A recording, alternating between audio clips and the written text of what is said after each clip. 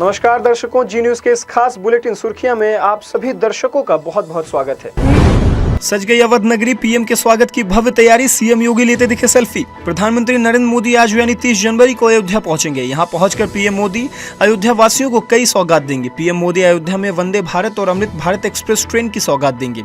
साथ ही पीएम मोदी अयोध्या में railway station और महर्षि वाल्मीकि इंटरनेशनल एयरपोर्ट का भी उद्घाटन करेंगे। इसी बीच सीएम योगी आदित्यनाथ लता मंगेशकर चौक पर सेल्फी लेते नजर आए।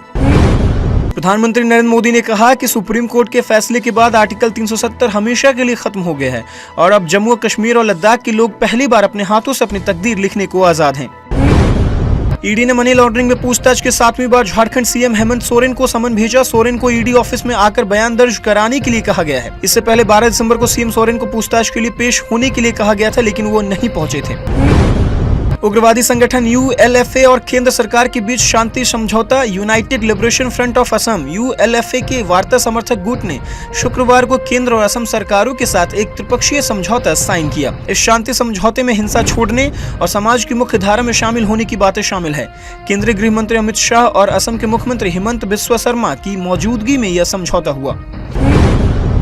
नौसेना अफसरों के कंधों पर शिवाजी की राजमुद्रा का बैज। भारतीय नौसेना ने शुक्रवार को एडमिरल, वाइस एडमिरल और रियर एडमिरल रैंक के अधिकारियों की एपोलेटिस अधिकारियों के कंधों पर जो लगाने वाला बैज का नया लोगो जारी कर दिया है। यह लोगो शिवाजी महाराज की राजमुद्रा से इंस्पायर्ड है। नीतीश दूसरी बार जेडीयू के अध्यक्ष बने। नीतीश कुमार दूसरी बार जनता दल यूनाइटेड के अध्यक्ष बन गए हैं। दिल्ली में शुक्रवार को जदयू की राष्ट्रीय कार्यकारिणी की बैठक में इसका ऐलान किया गया। पार्टी के राष्ट्रीय अध्यक्ष ललन सिंह ने पद से इस्तीफा दे दिया और खुद ही नीतीश को अध्यक्ष बनाने का प्रस्ताव रखा, जिसे सर्वसम्मति से पास कर लिया गया।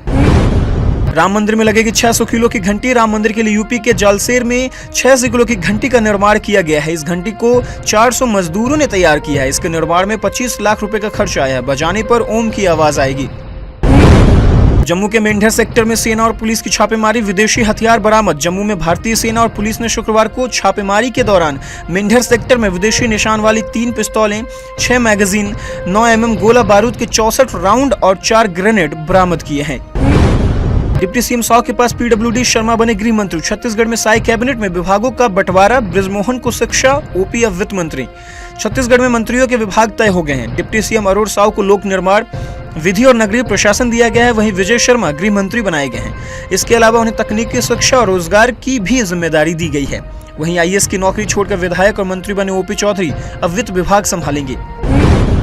बिलासपुर में कबाड़ गोदाम में लगी भीषण आग। बिलासपुर में शुक्रवार की रात एक कबाड़ दुकान के गोदाम में भीषण आग लग गई। इससे वहां रखी लाखों रुपए का कबाड़ जलकर खाक हो गया। विधायक ने दिया कोसानाला टोल प्लाजा तोड़ने के निर्देश। नेहरू नगर से भिलाई के बीच स्थित कोसानाला टोल प्लाजा कई सालों से बंद पड़ा हुआ है। यहाँ टोल वसूली के लिए बने निर्माण के चलते वाहनों को आने जाने में परेशानी हो रही है। साथ ही यहाँ दुर्घटना का भी अंदेशा बना रहता है। वैशाली नगर विधायक राकेश सेन ने इसे तोड़ने के निर्देश दिए हैं। अपोलो अस्पताल के 4 सीनियर डॉक्टर अरेस्ट। बिलासपुर में गोल्डी छाबड़ा के मौत के मामले में 7 साल के बाद पुलिस ने इलाज में लापरवाही बरतने और सबूत मिटाने के आरोप में अपोलो अस्पताल के 4 सीनियर डॉक्टरों को अरेस्ट किया है। पुलिस ने इस केस की जांच के बाद अपोलो अस्पताल प्रबंधन पर भी कार्रवाई करने का दावा किया है। पार्किंग में अवैध वसूली, वाणिज्य निरीक्षक सस्पेंड, ठेकेदार पर महज 10,000 रुपया जुर्माना। रेलवे स्टेशन पर प्रीमियम पार्किंग के नाम पर अवैध वसूली की शिकायत के बाद रेलवे प्रबंधन ने वाणिज्य निरीक्षक को सस्पेंड कर दिया है। वहीं ठेकेदार निमेश कुमार मिश्रा पर 10,000 रुपए का जुर्माना लगाया गया। हाईकोर्ट ने संज्ञान लिया, डीआरएम से जवाब मांगा है। इसके बाद रेलवे हरकत में आया और प्रारंभिक तौर पर ठेकेदार पर जुर्माने की कार्रवाई की गई। मध्य प्रदेश में विधानसभा चुनाव में करारी हार के बाद विरोधी दल में भी नेतृत्व परिवर्तन हुआ है। पुरानों को दरकिनार कर नए और युवा लीडरशिप को पार्टी की कमान सौंप दी गई। इस बदलाव के बाद अब यह माना गया कि अब सीनियर्स का दौर खत्म हो गया। नर्मदा एक्सप्रेस को बम से उड़ाने की सूचना। मिसरोद रेलवे स्टेशन पर 3 घंटे तक चेकिंग, कुछ नहीं मिला। इंदौर से बिलासपुर जाने वाली नर्मदा एक्सप्रेस की जनरल कोच में बम रखे होने की सूचना से हड़कंप मच गया। ट्रेन को एकाएक मिसरोद रेलवे स्टेशन पर रात 10:20 पर रोका गया। आरपीएफ, जीआरपी, लोकल पुलिस और डॉग बम स्क्वाड टीम ने ट्रेन के जनरल कोच में करीब 3 घंटे तक चेकिंग की। अफगानिस्तान की टीम ने शुक्रवार को शारजाह में खेले गए पहले टी20 इंटरनेशनल मैच में बल्लेबाज रहमानुल्लाह गुरबाज की शतक की बदौलत यूएई को 72 रनों से हराया। वहीं 4 दिन पहले अफगानिस्तान क्रिकेट एसोसिएशन की ओर से बैन लगाए गए 3 खिलाड़ियों में से 2 फजल हक फारूकी और नवीन उल हक को मैच में खिलाया गया। एनपीसीआई 1 जनवरी को सेकेंडरी मार्केट के लिए यूपीआई लॉन्च करेगा। एचडीएफसी और आईसीआईसीआई बैंक के कस्टमर्स को शुरू में मिलेगी यह सर्विस। एनपीसीआई ने कहा कि पायलट प्रोजेक्ट के दौरान इन्वेस्टर पैसों को अपने बैंक अकाउंट में ब्लॉक कर सकेंगे और जिसे ट्रेड कंफर्मेशन के बाद सेटलमेंट के दौरान क्लियरिंग कॉर्पोरेशन डेबिट करेगा। क्लियरिंग कॉर्पोरेशन T+1 आधार पर पेमेंट प्रोसेस करेगा। इजराइल ने पहली बार गलती मानी, कहा 24 दिसंबर को 2 हमले गलती से हुए, आगे सतर्क रहेंगे। हालांकि इजरायली डिफेंस फोर्सेस IDF या सरकार ने इस गलती के लिए माफी मांगने से इनकार कर दिया।